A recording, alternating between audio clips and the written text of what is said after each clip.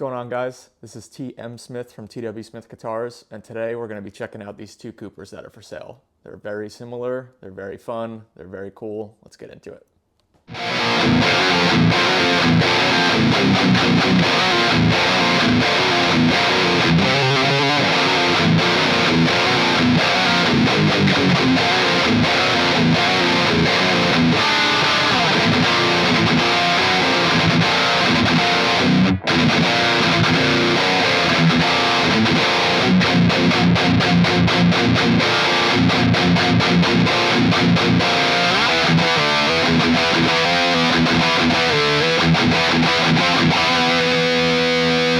Alright guys, today I just wanted to kind of break down these two new guitars that are for sale. Every so often we like to just build off a couple guitars to sell that aren't necessarily custom orders. So what better way than to appeal to the 6-string and 7-string audience simultaneously with one of each. So we got these green Coopers, one's a 6, one's a 7, and let's break down the specs. I'm just going to hold on to one of them because they're literally the exact same specs. The only difference are the headstock shapes and the fact that one's got 6 strings and one's got 7. But let's start off with the 6-string and then we'll move on to the 7-string. And yeah, I'll go through some specs and we'll hear some sounds. So for both of these guitars that we're going to go over today, they're the exact same specs. There's nothing different other than one's a 6, one's a 7, and the headstock shapes like I've already stated. But let's just break down what makes these things so cool. They're pretty simple guitars, but obviously always fun to know exactly what's going on. So on both of them, we've got a maple burl top with a ton of figure in it. Like you could see, this awesome green finish really brings it out really well. Body-wise, we've got an ash body, which on these we've actually done something a little different. This is the first time we're ever doing that. These are semi-chambered. I say semi-chambered because if you've ever seen those Les Paul templates that have every single spot that's not an electronic has a hole drilled out for it or routed out for it to reduce some weight. We didn't go that crazy with these, but we did reduce the weight to these about a pound. Sometimes these Cooper guitars, since the body's so big, they kind of sit a little bit heavy, so we wanted to see if we could maybe relieve a little bit of weight and hopefully not affect the sound too much. All I've done is plug them in just to test sound, but in the quick little chugs that I did around on them, there's definitely nothing being lost in that, but they feel really good. They're not cumbersome to hold onto or play or anything like sometimes these bigger body styles can be. So I think for this body style, doing the semi-chambered thing is really cool. So maple burl top, ash body, semi-chambered. We've got this 5-piece maple and Bubinga neck with a roasted Birdseye Maple fretboard. This thing is really nice, super, looks like browned butter. That's how I've been referring to this. As far as scale length goes, the 6-string, that is one other difference that we've got spec-wise. The 6-string is 25.5-inch scale. The 7-string is 27-inch scale. We've got 24 stainless steel frets, as always. Our Luminlay side dots. We've got a Hipshot bridge, as well as Hipshot locking tuners. Seymour, Duncan, Nazgul, and Sentient set. 1 volume knob, push-pull, 3-way pickup selector. Luminlay side dots, which I think I already said. But other than that, I mean, it's a pretty standard TW Smith guitar. Nothing crazy going on with it. I would say the most different thing about them with this batch of builds is that semi-chambering, which is cool so far. But yeah, let's just plug these things in. Let's get some sounds. I'll go over some of the dirty sounds, go over some clean sounds, and just kind of see what kind of mojo they've got to them. This guitar is tuned to standard tuning. The other guitar, the 7-string, is tuned to 7-string standard tuning, so just E standard with a low B. Let's just have a little bit of fun on these. As far as signal flow goes on this video, pretty standard for me. I'm just running my quad Cortex directly into my computer using Logic Pro.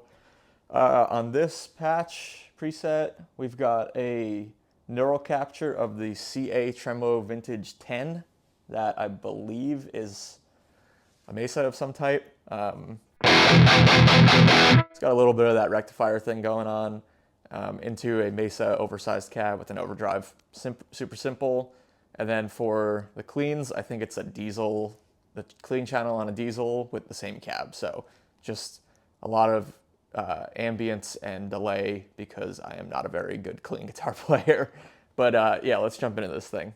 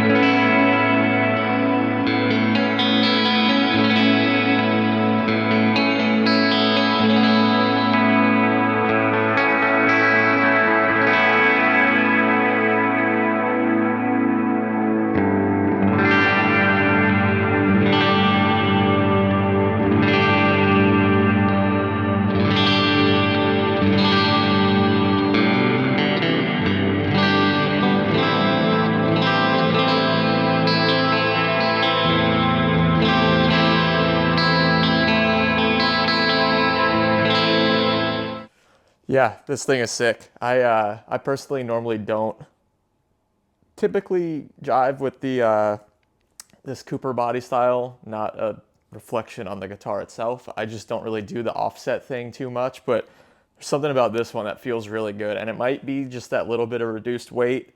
I just find myself not fighting a bigger body style like this as much, and it just feels really good in my hands. This is probably my favorite of the Coopers that I've felt in quite a while.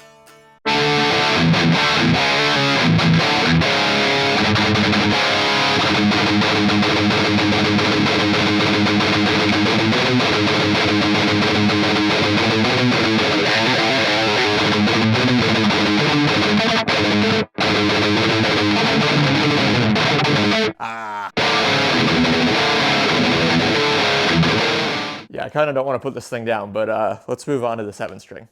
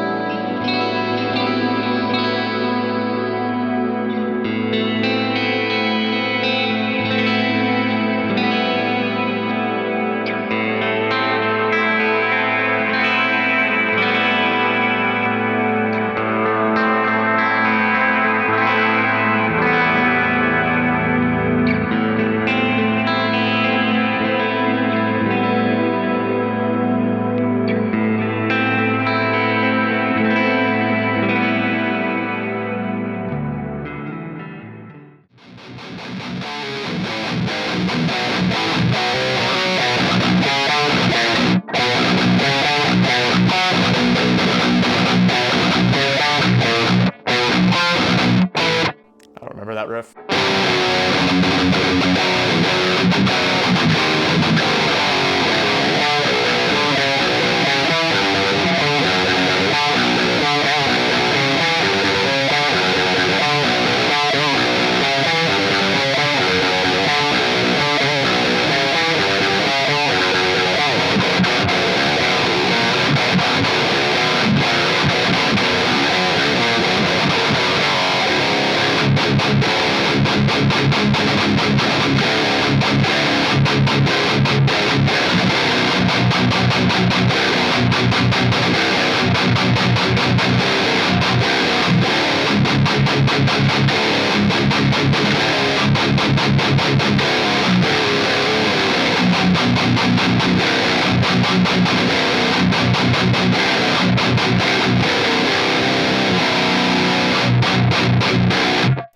Yeah, these things are awesome. I'm really vibing with both of them. Like I said earlier, not usually the biggest fan of the Cooper style for my own personal use and playing, just because of that offset feel and just where it kind of sits on my body. But these feel awesome. I really like, I play a lot of my own guitars, obviously. I test out every single TW Smith that goes out. And what I'm noticing about these two specifically, I just really like the way that the Nazguls interact with the ash bodies and the maple top. There's just this nice low end to both of them. Obviously, one is tuned much higher up than the other, just by nature of one being a 6-string and one being a 7-string. But there's this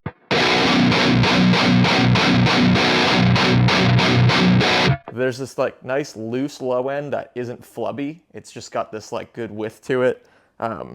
And these things just sound awesome. They feel great, and I don't have any complaints about them. It's really fun to pick one up right after the other and see how similar they feel. Especially this being a 7-string where everything's a little bit bigger, a little bit beefed up. The fact that this is semi-chambered definitely helps reduce that weight in a good way. I know there's a million different opinions on weight of guitars, and I personally love heavy guitars, but there does get to be a point where they're so dense and so heavy that I feel like the tone starts to kind of darken up and doesn't breathe enough. And I feel like the semi-chambering of these has definitely helped keep that kind of just like width and breadth to them. I don't know if that makes any sense, but that's how it feels to me.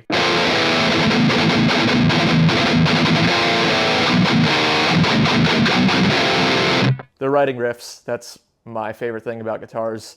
If I pick it up and it starts writing riffs on its own without me really thinking about it, that's when I know that they're awesome. And both of these guitars are definitely writing riffs. So I hope you guys enjoyed this. I don't remember the pricing off the top of my head, but anywhere in the description of this video or Instagram or whatever is going to have our pricing. So just feel free to hit us up about that. TW Smith Guitars page at TW Smith Guitars on Instagram. My personal page will also be helpful to get you in touch with me over these at tsmith678. Please like and subscribe on YouTube. Please follow us everywhere. I'm going to be doing more videos as more things are built to sell, and anything that's just real special from TW Smith, I'd like to do video stuff for. But I think this video showcases how awesome these two guitars are. If green Coopers are your thing and you play 6 and 7-string, maybe pick them both up if you want that cool identical twin kind of thing going on in your arsenal. I'm having a lot of fun playing these. I'm going to keep playing them, and hope you guys enjoyed this video. Thanks for checking it out. See ya.